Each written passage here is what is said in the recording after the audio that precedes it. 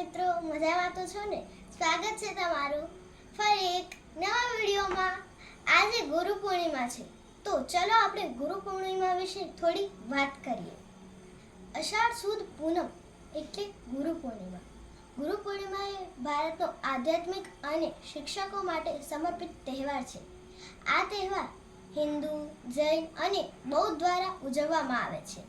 ગુરુ પૂર્ણિમા એટલે શિષ્ય અને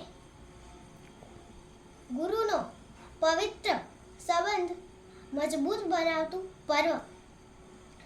આજે આપણે ગુરુ પૂર્ણિમાની ઉજવણી કરી રહ્યા છીએ।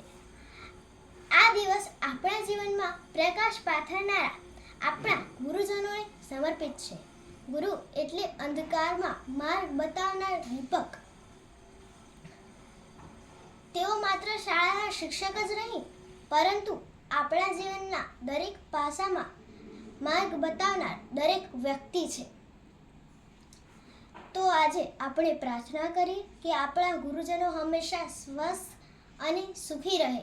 આપણે પણ તેમના જીવનમાંથી પ્રેરણા લઈએ અને આપણે પણ કોઈના માટે ગુરુ બની શકીએ। તો આ ગુરુ પૂર્ણિમાના દિવસની આપ સૌને હાર્દિક શુભકામનાઓ। Bye bye.